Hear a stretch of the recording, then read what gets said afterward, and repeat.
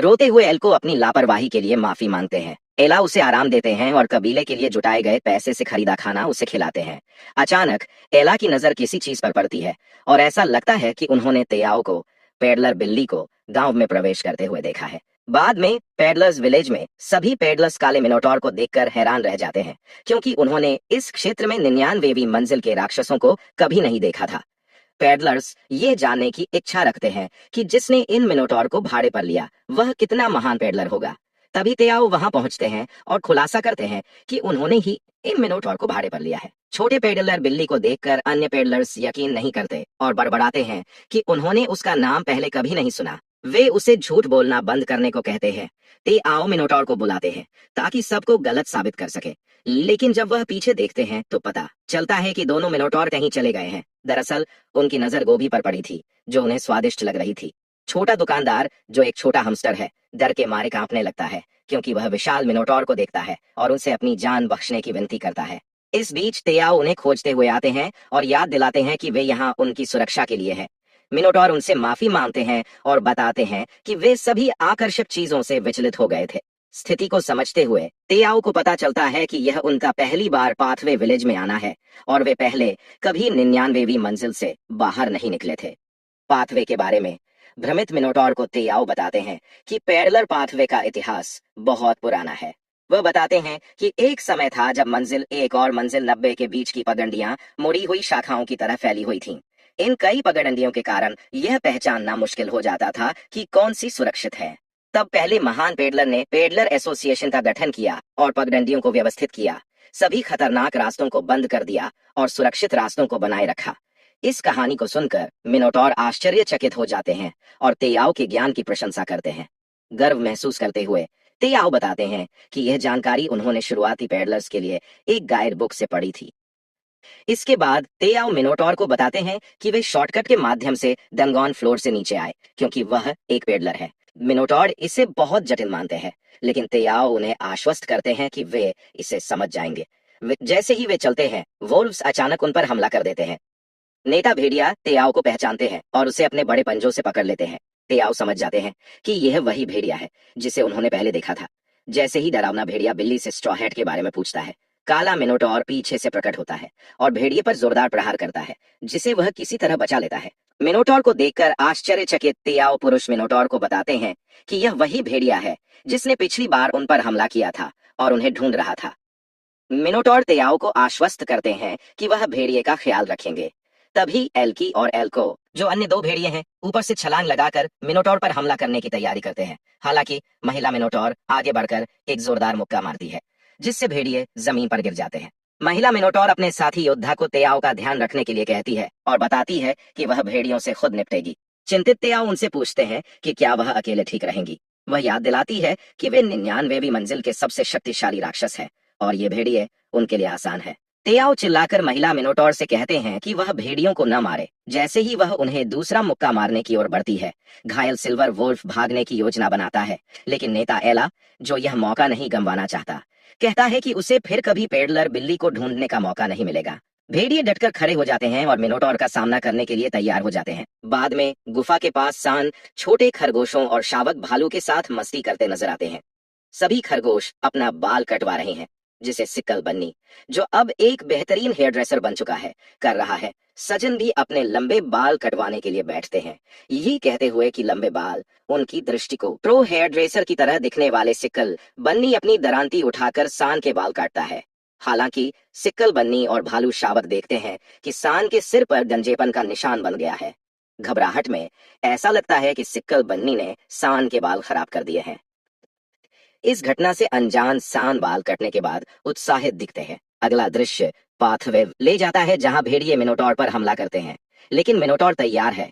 तीनों भेड़िए किसी तरह महिला मिनोटॉर पर हमला करने में कामयाब होते हैं और अपने नुकीले दांतों से उसके हाथ पैर की त्वचा को पकड़ने की कोशिश करते हैं, लेकिन उनके दांत मिनोटॉर की मोटी त्वचा को नहीं फाड़ पाते। मिनोटॉर स्पष्ट कर देती है कि वे उसकी त्वचा को फाड़ नहीं सकते। वह पूरी ताकत से भेड़ियों को पटक देती है, जिससे वे जमीन पर गिर जाते हैं। अपने सदस्यों को चोटिल होते देखकर एला अकेले लड़ने का फैसला करता है। वह महिला मिनोटॉर के सींग को पकड़ लेता है और अपने दांत गहरे दबा देता है, लेकिन मिनोटॉर उसे जमीन पर पटक देती है और उसे मारने के लिए जोरदार प्रहार करने वाली होती है। मरने के कगार पर एला को अपने पिता की याद आती है। पिता बताते हैं कि वे शुद्ध रक्त सिल्वर वोल्व्स हैं और जब वे मरते हैं तो उनकी आत्माएं कबीले के संरक्षक देवदूत बन जाती है। वह यह भी कहते हैं कि उनके पूर्वज उनकी ताकत हैं और शिकार के जरिए जीवित रहना उनकी परंपरा है। एला को याद आता है कि उनके कबीले पर अकाल पड़ा था, जिससे पश्चिमी कबीले लूटपाट पर उतर आए और उनके कबीले को खतरा पैदा हुआ। उनके पिता मारे गए, जबकि किसी ने एला को बचा लिया। बड़ा होकर एला लालच के अधीन काम करने लगता है, लेकिन उनके कबीले के लोग उनकी इस हरकत की आलोचना करते हैं। एला अपने बच्चों के भविष्य के बारे में सोचकर यह निर्णय लेता है और अपने कबीले को बचाने के लिए अपनी गरिमा खो देता है। वह लालच के लिए बुरे काम करना शुरू कर देता है। अपने पिता और कबीले के बारे में सोचते हुए एला बेहोश होकर जमीन पर गिर जाता है। तेयाओ एला के चेहरे को छूकर जांचते हैं कि वह जीवित है या नहीं। मिनोटोर का कहना है कि वह भेड़िए की टांग तोड़ देगी ताकि वह उनका पीछा न कर सके। तेयाओ कहते हैं कि यह बहुत क्रूर होगा। वह मिनोटोर से भेड़ियों को साथ ले जाने और सान को उनके बारे में निर्णय लेने देने का निर्देश देते हैं। इस बीच गुफा में सान के बालों में एक साफ जगह चमकती है। सिक्कल बन्नी बाल कटाई पूरी करता है। सजन अपने बाल छूकर देखते हैं और गंजेपन का निशान पाकर चौंक जाते हैं। जब रानी मधुमक्खी गंजेपन के निशान को देखती है, एआर लड़के को विचार आता है कि वह तेयाओ से एक आईना लाने को कहे। सिक्कल बन्नी, जो अपने किए पर बेहद पछता रहा है, उससे माफी मांगता है। वह बन्नी को शांत रहने को कहता है और समझाता है कि गलती सभी से होती है। बाहर से ठीक लगने वाला हमारा साथी राहत महसूस करता है कि इतने सारे राक्षसों के बीच किसी को उसके गंजेपन की परवाह नहीं है। वह स्ट्रॉ हैट पहन लेता है ताकि कोई नोटिस न करे, लेकिन वह खुद अपनी गंजे जगह से खुश नहीं है। पेड़ के नीचे बैठकर स्ट्रॉ हैट पहने हुए वह खुद को शर्मिंदा महसूस करता है। तभी मामा बन्नी आती है और उसे घसीट कर ले जाती है। वह उसे बिठाती है और अपने गार्डनिंग कैंची निकालकर उसे परफेक्ट ट्रिम देने लगती है। अगला दृश्य हमें डंगोन ड्रैगन के पास ले जाता है, जो पढ़ने का आनंद ले रही होती है। उसे एहसास होता है कि उसके चेरी टमाटर खत्म हो गए हैं। वह कहती है कि खाने की मात्रा अब कम पड़ रही है क्योंकि वह बड़ी हो चुकी है। वह और टमाटर मांगने का सोचती है, ये सोचकर दबाव महसूस करते हुए कि वह उसे गलत समझता है। वह और टमाटरों की चाह में अपने जादुई क्रिस्टल बॉल से झांकती है। एएन कुछ अजीब देखती है और उसे नोटिफिकेशन भेजती है। पूछती है कि सब कुछ ठीक है या नहीं। उसका नोटिफिकेशन पाकर हमारा लड़का समझ नहीं पाता कि वह किस बारे में बात कर रही है। जब वह स्ट्रॉ हैट हटाकर बताता है कि मामा बन्नी ने उसे नया हेयर कट दिया है और उससे पूछता है कि वह कैसा लग रहा है। सान के नए लुक को देखकर ड्रैगन चौंक जाती है। वह उसे हेयर कट के बारे में अपनी राय बताने के लिए बार बार स्क्रीन पर देखती रहती है। ऐसा लगता है कि एएन को उसका हेयर कट पसंद आता है क्योंकि वह शर्मा जाती है और उसके नए लुक से आकर्षित हो जाती है। लेकिन अपने असली भावनाओं को छुपाते हुए वह उसे बताती है कि वह किसी और चीज से ध्यान भटका बैठी थी। वह उसे स्क्रीन के करीब न आने की चेतावनी देती है और बात को क्रेफिश पर बदल देती है। हमारा लड़का कहता है कि क्रेफिश की आबादी कम हो रही है और पिरान्हा की भी। वह बताता है कि सख्त सब्जी आहार के कारण वह हाल ही में अधिक भूख महसूस कर रहा है। वह टमाटर या मक्का देने की योजना बनाता है और एएन से पूछता है कि क्या उसने अपने ड्राइड स्वीट पोटैटोज खत्म कर लिए। वह उसका धन्यवाद करती है और अंतिम नोटिफिकेशन भेजकर बताती है कि उसे सान का नया हेयर पसंद आया। यह कहकर वह तुरंत गायब हो जाती है। एएन की तारीफ से खुश हमारा लड़का फिर से काम पर लग जाता है। इस बीच एएन अपने मक्के की टोकरी पकड़े जिसे सान ने दिया था, अपने दिल की तेज धड़कन महसूस करती है। उसे लगता है कि शायद उसके ड्रैगन दिल में कुछ गड़बड़ है। उसे एहसास होता है कि वह उसके अचानक मेकओवर से चौंक गई थी या फिर शायद उसके बेहद अच्छे लुक्स से प्रभावित थी। मकई को देखते हुए उसे सजन की याद आती है, जो प्रोटीन के लिए तरस रहा था। वह अपनी शेल्फ से एक किताब ढूंढती है और एक कुकबुक निकालती है, यह कहते हुए कि वह इस बार उसके लिए कुछ खास बनाएगी। डंगोन की 38वीं मंजिल पर शिकारी पेडलर कैट का बेसब्री से इंतजार कर रहे हैं। भीड़ देखकर वह घोषणा करता है कि 600 चेरी टमाटरों की नीलामी हो। टमाटरों की विशाल मात्रा से लोग हैरान होते हैं। नीलामी तेजी से चल रही होती है और सारे टमाटर जल्दी बिक जाते हैं। जैसे ही तेयाओदो और चेरी टमाटरों को बाहर निकालने वाला होता है, एक शिकारी आता है और सभी बचे हुए टमाटरों को एक 600 ढंगोन सिक्कों में खरीदने की पेशकश करता है। वह बताता है कि कोई भी गारेल के खिलाफ प्रतिस्पर्धा करने की कोशिश नहीं करेगा। गारेल सभी टमाटर खरीद लेता है और तेयाओ उन्हें इतनी बड़ी रकम में बेचकर खुश हो जाता है। इस बीच अन्य शिकारी चर्चा करने लगते हैं यहाँ में चेरी टमाटरों की कमी हो रही है और एक बड़ी बहुराष्ट्रीय कंपनी ने सभी टमाटरों का अधिग्रहण कर लिया है। डोम शिक्स सोचता है कि अब टमाटर सामान्य शिकारियों की पहुंच से बाहर हो गए हैं, लेकिन वह संतुष्ट महसूस करता है, यह सोचकर कि वह पेडलर कैट को जानता है और सजन के माध्यम से फिर से सौदा करने की योजना बनाता है। हालांकि उसके विचार बाधित हो जाते हैं जब गाड़ी का एक कर्मचारी बताता है कि टमाटरों की विशेषताओं में उत्पादक का नाम लिखा होता है जो सान पार्क लगता है। हैरान डोंगशिक नाम देखने के लिए स्टेटस विंडो पर दौड़ता है और पता करता है कि सजन एक किसान है। शिकारी, जिसे माइकल मैक्लारेन ने काम पर रखा था, तुरंत अपनी टीम के सदस्य को गिल्ड मुख्यालय में भेजता है ताकि यह पता लगाया जा सके कि सान पार्क कौन है। वह उन्हें निर्देश देता है कि वे अमेरिकी शिकारियों को कोरिया भेजें। इस खबर से रोमांचित शिकारी उपाध्यक्ष को खुश करने का तरीका ढूंढता है और पदोन्नति का सपना देखने लगता है। हड़बड़ाए डोंगशिक सजन के बारे में सोचते हैं और इस बात को लेकर चिंतित होते हैं कि ऐसा अद्भुत टैलेंट खो जाएगा। वह विचार करता है कि सजन का परिवार खतरे में पड़ सकता है क्योंकि चेरी टमाटर बाहरी दुनिया के अमीरों के बीच गहनों से भी ज्यादा कीमती है। वह जोड़ता है कि अगर निर्माता टॉवर के अंदर है तो बाजार पर कब्जा करने के लिए लोग हर संभव प्रयास करेंगे। अपने विचारों में डूबे डोंगशिक को तियाओ के आने का आभास होता है। वह तुरंत उसे पकड़कर एक कोने में ले जाता है और निर्माता के नाम के अचानक प्रकट होने के बारे में पूछता है। तियाओ बताता है कि यह इसलिए हुआ क्योंकि उसने मीडियम पेडलर लेवल में अपग्रेड किया है। वह जोड़ता है कि शुरुआती पेडलर्स की सुरक्षा के लिए निर्माता का नाम छिपा दिया गया था। जैसे ही बिल्ली यह सोचती है कि डोंगशिक ऐसे सवाल क्यों पूछ रहा है, डोंगशिक उसे बताता है कि सजन का परिवार खतरे में है। वह खुलासा करता है कि कैसे चेरी टमाटरों को बाहरी दुनिया में पसंद किया जाता है जहां लोग उनके प्रति दीवाने हो गए हैं।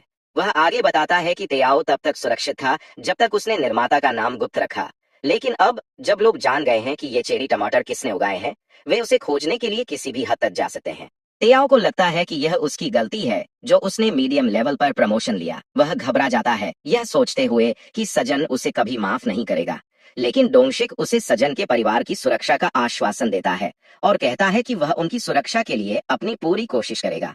डोंगशिक की दयालुता की सराहना करते हुए तियाओ उससे एक एहसान मांगता है। वह अपने रक्सैक से कुछ निकालता है और सजन के परिवार के लिए एक गिफ्ट देता है जिसमें मकई, चेरी टमाटर और गाजर से भरी एक बाल्टी होती है। वह बताता है कि इनका इनाम 200 जादुई टमाटर होंगे। डोंगशिक इन गाजर और मकई को देखकर दंग रह जाता है जिन्हें तेजी और स्वास्थ्य के लिए उपयोगी माना जाता है। वह मानता है कि अगर दुनिया को इसके बारे में पता चला तो यह खतरनाक हो सकता है। वह तियाओ को चिंता न करने के लिए कहता है और वादा करता है कि वह यह गिफ्ट बाद में सजन के परिवार तक पहुंचा देगा। 38वीं मंजिल पर पेडलर के रास्ते पर मिनोटॉर्स अपने हरे प्याज के पत्तों को चबाते हुए दिखाई देते हैं, जबकि एला उन्हें ताने मारता है। वह उन्हें बांधते हुए कहता है कि उसने मिनोटॉर्स को एक किंवदंती के रूप में माना था। वह जोड़ता है कि उनकी शान उनके नकल्स के नीचे को चल गई है क्योंकि वे वही करते हैं जो छोटी पेडलर बिल्ली उन्हें बताती है। एक बार फिर से भेड़िए को घूंसा मारने का सोचते हुए मिनोटॉर्स को तियाओ रोकता है जो हड़बड़ी में होता है। वह उनसे तुरंत गुफा लौटने के लिए कहता है और वादा करता है कि वह रास्ते में सब कुछ समझाएगा। मिनोटॉर्स भेड़ियों को उठाकर गुफा की ओर बढ़ते हैं। इस दौरान पेडलर बिल्ली एक दुकान पर रुकती है और 2 डंगोन सिक्कों के लिए एक चमचमाती हार उठाती है। दुकानदार, जो मिनोटॉर्स से डरा हुआ दिखता है, तियाओ से डिस्काउंट के लिए पूछता है। अगला दृश्य हमें बाहरी दुनिया में ले जाता है जहां डोंगशिक जागृत संघ अवेकेंड एसोसिएशन पहुंचता है और तायन हान से मिलता है जो फीनिक्स गिल्ड के पूर्व प्रमुख और कोरिया जागृत संघ के वर्तमान सलाहकार हैं। जैसे ही डोंगशिक कमरे में प्रवेश करता है जो जमने जैसा ठंडा लगता है, वह एक ओवरसाइज पैराशूट जैकेट पहने हुए रिपोर्ट सलाहकार को सौंपता है। सलाहकार जब डोंगशिक की रिपोर्ट पढ़ते हैं तो वे चौंक जाते हैं। वह ये जानकर घबरा जाते हैं कि सजन पार्क ने डंगोन की 40वीं मंजिल पार कर ली है और उसका वर्तमान स्थान अज्ञात है। ये जानने के बाद कि सजन एक किसान है और डंगोन की शीर्ष मंजिल पर है, पूर्व प्रमुख ताजुन क्रोधित हो जाते हैं। उनके शरीर से आग की लपटें निकलने लगती हैं। वह डोंगशिक से पूछते हैं कि उसने उनसे ऐसा दुर्लभ टैलेंट क्यों छिपाया और संदेह करते हैं कि वह कुछ छुपा रहा है। डोंगशिक ताजुन के गुस्से और आग की लपटों से भ्रमित हो जाता है और अपने मास्टर को अधिक प्रतिक्रिया न देने का आश्वासन देता है। वह आगे कहता है कि ताजुन ने अनौपचारिक रूप से डंगोन की 52वीं मंजिल पार कर ली थी, तो इसमें चौंकने की कोई बात नहीं है। लेकिन पूर्व प्रमुख बड़बड़ाते हैं कि यह अलग है क्योंकि उन्होंने डंगोन में खेती का एक नया पेशा खोजा है। वह कहते हैं कि सजन की प्रतिभा अनोखी है। यह खुलासा होता है कि ताजुन के ऊपर एक श्राप है जिसके कारण उनका शरीर आग में फट पड़ता है और वह इसे नियंत्रित नहीं कर सकते। जब आग गायब होती है, ताजुन के हाथ पर एक लाल निशान उभर आता है। वह बताता है कि उसकी फ्लेम्स का श्राप और ज्यादा फैल गया है। वह बड़बड़ाते हुए कहता है कि डोंगशिक यहाँ अपने गुरु का मजाक उड़ाने नहीं आया। वह डोंगशिक से पूछता है कि वह एसोसिएशन में क्यों आया है। डोंगशिक बताता है कि से जुन पार्क के परिवार को खतरा है और उसे एसोसिएशन की मदद चाहिए। वह समझाता है कि जल्द ही लोगों को पता चल जाएगा कि चेरी टमाटर का उत्पादक एक कोरियन है, जिससे उनके परिवार पर खतरा मंडराएगा, क्योंकि दुनिया भर के लोग उन्हें निशाना बनाएंगे।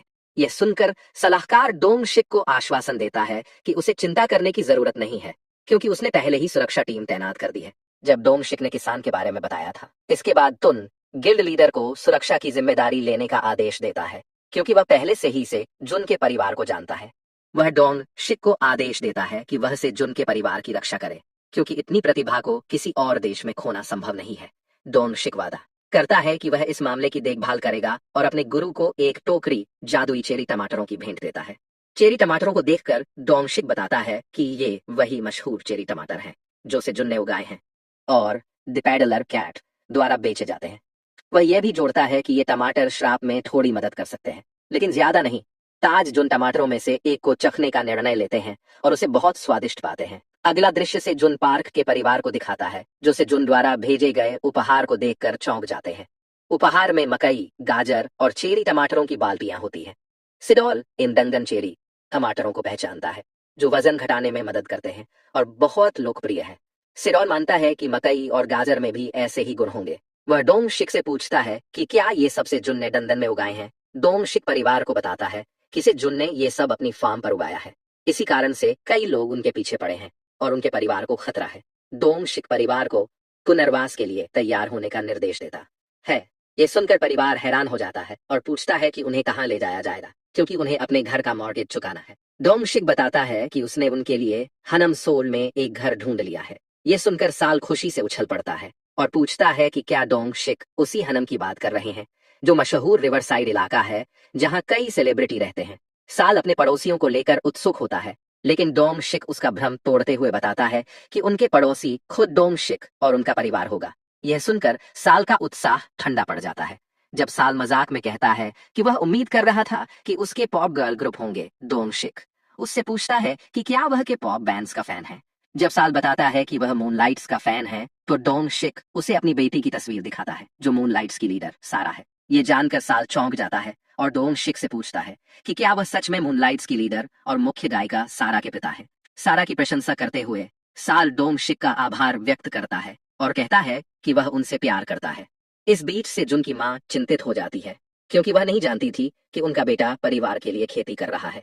वह उम्मीद करती हैं कि कोई उसकी मदद कर रहा होगा। अंत में दृश्य बदलता है और ब्लैक ड्रैगन को एक खास व्यंजन बनाते हुए दिखाया जाता है। साथ ही डंगन के खेतों में हरे प्याज के बीज अच्छी तरह बढ़ते हुए नजर आते हैं। वह फिर हरी प्याज का पौधा कटारी से काटता है और कोई स्थिति विंडो नहीं पाता। उसे लगता है कि ऐसा इसलिए है क्योंकि ये फल नहीं है। ब्लैक वॉरियर बनी को यह देखकर निराशा होती है कि गुफा के बाहर उगाई गई हरी प्याज कोई आइटम नहीं है। सैन पूरे हरी प्याज को जड़ से उखाड़ता है और तभी स्थिति विंडो खुलती है, जिसमें दिखता है कि उसने डिटॉक्सिफाइंग लीक विषाक्तता दूर करने वाली हरी प्याज काटी है। उसे कटाई के लिए बहुत सारे इनाम मिलते हैं और उसका पेशेवर एक्सपी बढ़ता है।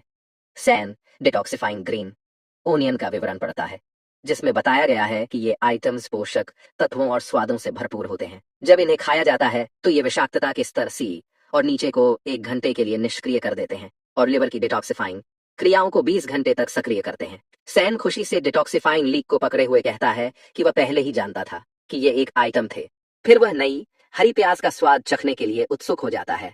से जुन और ब्लैक बनी लीक का एक कौर लेते हैं और निष्कर्ष पर पहुंचते हैं कि इसका स्वाद पुराने हरी प्याज जैसा ही है और इसे डिटॉक्स करने का असर नहीं महसूस होता।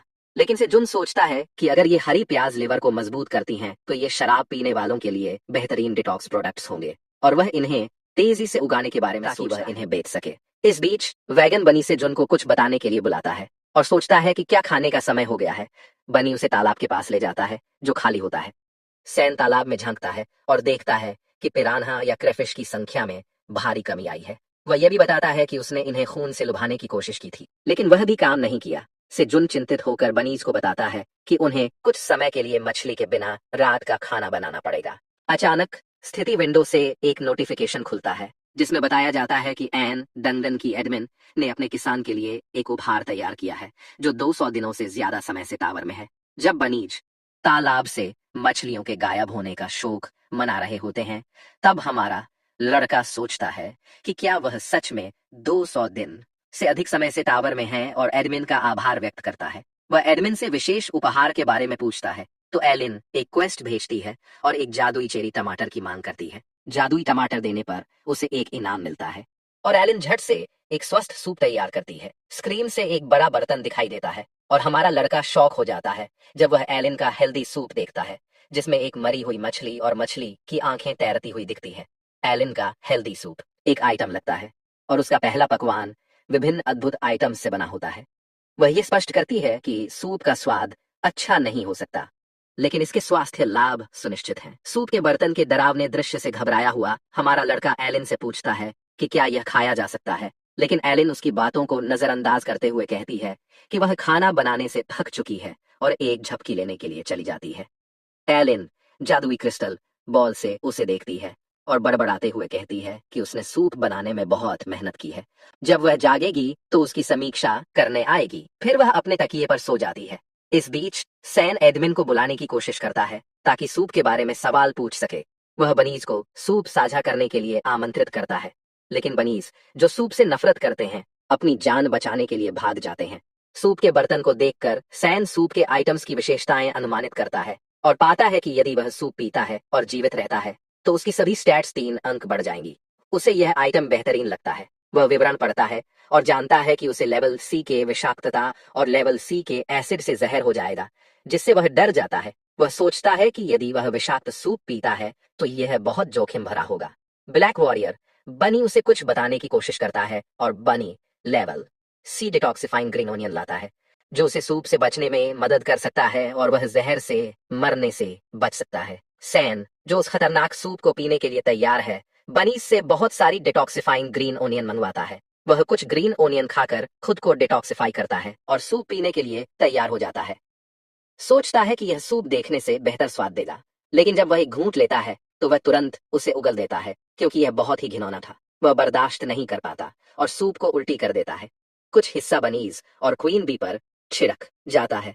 बेचारा सैन घिन के मारे रोता है और कहता है कि दवाई का स्वाद अच्छा नहीं होना चाहिए, लेकिन यह सूप तो बेहद खराब है। वह एलिन को एक बुरे सुअर के रूप में कल्पना करता है, जो शुरू से ही उसे मारने के लिए यह घातक सूप बना रही थी। अपने विचारों से बाहर आते हुए उसने एक ही बार में पूरा बर्तन पीने का फैसला किया और सूप को एक ही घूंट में निगल लिया। जब उसका मुंह बर्तन से चिपका हुआ था, उसकी आंखें मरे हुए ब्लॉब फिश की आंखों से टकराई जो उसे घूर रही थी। मरे हुए फिश ने उसकी आंखों से संपर्क किया, जिससे वह डर के मारे कांप गया। घबराए हुए उसने तुरंत बर्तन को जमीन पर फेंक दिया और यह गलती से तालाब में गिर गया। मरे हुए मछली को देखकर वह घबराया और बर्तन तालाब में गिरते हुए देखा और जहरीला सूप तालाब के पानी में मिल गया। सौभाग्य से उसने सूप खत्म कर लिया और उसे इनाम मिला क्योंकि उसकी सभी स्टैट्स 3 अंक बढ़ गईं। सूप खत्म करने के बाद उसे संतुष्टि महसूस हुई, लेकिन इनाम मिलते गए क्योंकि उसने तालाब में विशाल इलेक्ट्रिक ईल और अन्य मछलियों को मार दिया। तब उसे पता चला कि पानी में जहर फैल चुका है, जिससे तालाब की सारी मछलियां मर गईं। हमारा लड़का बनीज से माफी मांगता है और बताता है कि वे कुछ समय तक तालाब का पानी नहीं पी सकते क्योंकि वह जहरीला हो गया है। वह सोचता है कि जब तक तालाब साफ नहीं हो जाता वह डैडी बनी के स्प्रिंकलर से पानी पिएगा। इस सब के बीच सैन को तालाब में छेद के बारे में चिंता होती है क्योंकि जहर उस रास्ते से आकर क्रेफिश और पिरान्हा को मार रहा है। वह सोचता है कि उसने कभी विशाल ईल नहीं देखा और वह मानता है कि छेद के दूसरी ओर एक बड़ा पारिस्थितिकी तंत्र होगा जहां वे अपनी प्रोटीन स्रोत को विविध बना सकते हैं। ब्लैक बनी तालाब के छेद से पारिस्थितिकी तंत्र खोजने के लिए तैरने की तैयारी करता है, लेकिन सैन उसे जाने से रोकता है क्योंकि पानी जहरीला है और कहता है कि छेद उसके लिए बहुत छोटा है, वह फंस सकता है और मर सकता है। सैन उसकी उच्च भावना की सराहना करता है और उसे थपथ पाता है, लेकिन कहता है कि वह उसकी जान को खतरे में नहीं डाल सकता। वह यह फैसला करता है कि जब तालाब का पानी साफ हो जाएगा तब वह योजना को फिर से शुरू करेगा। इसके बाद वह बनीज को आश्वस्त करता है कि उनके पास पर्याप्त खाना जमा है ताकि वे प्रोटीन स्रोत के बिना भी जीवित रह सकें। अगला दृश्य हमें ऑक्स किंग के बेस के वे पॉइंट पर ले जाता है, जहां कैप्टन ऑक्स मिनोटोर टीम का इंतजार कर रहे हैं और चिंता कर रहे हैं कि वह अभी तक अपनी मिशन से वापस नहीं आया है।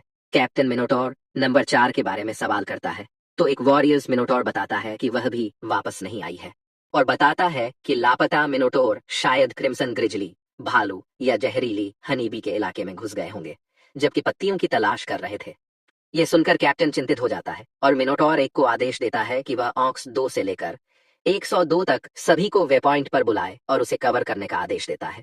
ऑक्स किंग अपने सिंहासन से उठता है और खुद मिनोटॉर को देखने के लिए जाता है, क्योंकि वह मानता है कि कुछ ठीक नहीं है। दृश्य फिर से बदलता है और हमें डंजियन फील्ड में दिखाता है, जहां एक विशाल ढेर ग्रीन ओनियन के काटे हुए होते हैं। सैन उन ग्रीन ओनियनों के ढेर को देखता है और अनुमान लगाता है कि यह 10 मिनोटॉर को खिलाने के लिए काफी होगा। इस बीच बेबी भालू ग्रीन ओनियनों के ढेर पर कूदता है, जो एक नरम बिस्तर की तरह लगता है। सैन, जो बेबी भालू को आराम करते हुए देखता है, उसे बताता है कि उसे कुछ ग्रीन ओनियन अपने बिस्तर के लिए माँ के साथ ले जानी चाहिए। तभी उसे एक सूचना मिलती है जो बताती है कि उसने प्लेंटिफुल हार्वेस्ट नामक एक नई क्षमता सक्रिय की है। सैन यह देखकर खुश होता है कि ग्रीन ओनियन अब तेजी से बढ़ रहे हैं और इस क्षमता के साथ वे अविश्वसनीय रूप से तेजी से बढ़ेंगे। वह सोचता है कि अब उन्हें ग्रीन ओनियनों को दिन में 3 बार काटना पड़ेगा। इसी दौरान एलिन एक सूचना भेजती है और पूछती है कि क्या सैन ने अपना सूप खत्म कर लिया है। सैन एलिन का धन्यवाद करता है और उसे बताता है कि वह सूप पीने के बाद अब पहले से ज्यादा ताकतवर महसूस करता है। लेकिन जब एलिन स्वाद के बारे में पूछती है तो सैन मुश्किल में पड़ जाता है, क्योंकि वह सूप का भयानक स्वाद याद करता है। फिर भी वह सवाल से बचते हुए कहता है कि उसे स्वाद याद नहीं है। एलिन को शक होता है कि उसे सूप का स्वाद पसंद नहीं आया और वह उदास हो जाती है, लेकिन सैन उसे आश्वस्त करता है कि उसे सूप अच्छा लगा था और यही कारण है कि वह उसे पूरा पी सका। सूप के बारे में कुछ रंगीन टिप्पणियां करते हुए सैन ने कहा कि यह इतना अविश्वसनीय था कि इसने उसे लगभग मार डाला। यह सुनकर एलिन ने फैसला किया कि वह उसके लिए एक और सूप बर्तन बनाएगी, क्योंकि उसे यह इतना पसंद आया। घबराए हुए सैन तुरंत उसे रोकता है और उसे समझाने की कोशिश करता है कि वह फिर से वह सूप न बनाए, क्योंकि वह सूप फिर से पीना नहीं चाहता। वह उसे मनाने की कोशिश करता है कि उसे उसके लिए इतनी मेहनत करने की जरूरत नहीं है और उसे याद दिलाता है कि खाना पकाते पकाते वह कितनी थक गई थी। सैन उसे आश्वस्त करता है कि उसे उसके लिए बाहर जाकर खाना पकाने की जरूरत नहीं है, क्योंकि वह इस तरह से उससे बात करना पसंद करता है और यह भी बताता है कि वह खाना पकाने का काम खुद संभाल लेगा, क्योंकि उसे यह पसंद है जब वह इसका आनंद लेती है। एक प्यारी मुस्कान के साथ सैन उसे समझाने की पूरी कोशिश करता है। एलिन सैन की बातों से मोहित हो जाती है और कहती है कि वह एक शानदार डंजन किसान है। इस पर वह शर्माते हुए अपने घर का एक खंभा तोड़ देती है। अंततः एलिन मान जाती है और सैन को समझाने में सफलता मिलती है कि वह सूप ना बनाए। सैन अंत में राहत की सांस लेता है, जबकि एलिन उससे पूछती है कि वह रात के खाने में क्या बना रहा है। तभी अचानक जमीन हिलने लगती है और बनीज और क्रिम्सन ग्रिजली क्यूब्स गिरते हुए दिखाई देते हैं। ऐसा लगता है कि कुछ खतरनाक उनकी ओर आ रहा है। सैन स्थिति को समझने की कोशिश करता है और वह देखता है कि एक विशाल काला मिनोटॉर अपने आरे से खेतों को रौंदते हुए उनकी ओर बढ़ रहा है। यह समझ आता है कि कैप्टन ऑक्स सैन के खेतों में। सैन चिल्लाता है जैसे ही मिनोटॉर उनकी ओर बढ़ता है। कैप्टन ऑक्स उन्हें हमले के लिए तैयार करता है। इस बीच सैन और बनीज अपनी आंखें बंद कर लेते हैं ताकि उस जोरदार गर्जन को दबा सके। डर से सैन नोटिस करता है कि यह मिनोटॉर पहले जो उसने देखा था उससे अलग है। स्थिति को स्पष्ट करने के लिए टावर मैनेजर बताती है कि यह मिनोटॉर 99वीं मंजिल का बॉस है, जिसे ऑक्स किंग कहा जाता है। वह अपनी क्षेत्र की वे पॉइंट को बचाता है और इसे छोड़ नहीं सकता। सैन समझता है कि यह बॉस वे पॉइंट डिफेंडर है जो टावर के नीचे भी आ सकता है और याद करता है कि किंग ऑक्स वह राक्षस दुश्मन था जिसके बारे में क्रिम्सन ग्रिजली भालू ने बात की थी। एलिन को भी इस मिनोटॉर के बारे में कोई जानकारी नहीं होती और वह सैन से कहती है कि वह उसे समझने की कोशिश करेगी। एलिन अपने दादी के गाइड बुक से मिनोटॉर की जानकारी पढ़ती है, लेकिन वह प्रशासनिक अधिकारों का उपयोग करने में विफल रहती है और ओक्स किंग को अपने जादुई क्रिस्टल बॉल से नहीं बुला पाती। एलिन हैरान हो जाती है और सैन को बताती है कि वह ओक्स किंग से बात नहीं कर सकती। ये सुनकर सैन डर से घबराता है, क्योंकि वह जानता है कि अब उन्हें बचाने का कोई तरीका नहीं है। और जैसे ही ओक्स किंग उनकी ओर बढ़ता है, सफेद किसान बनीश डर से सैन से चिपक जाते हैं।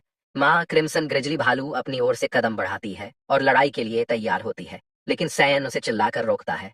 कहता है कि वह 99वीं मंजिल के बॉस को अकेले नहीं रोक सकती। इसी बीच मिनोटॉर उनकी ओर बढ़ता है और अपने आरे से सैन और जानवरों पर हमला करने के लिए झपकता है। सबकी आंखों में मौत का खौफ भर जाता है। तभी मिनोटॉर उनके पास कूदता है, लेकिन अजीब बात यह है कि वह किसी को भी चोट नहीं पहुंचाता। यह पता चलता है कि भूखा कैप्टन ऑक्स जब उसने खेतों में ग्रीन ओनियन के पत्ते देखे तो वह उग्र हो गया।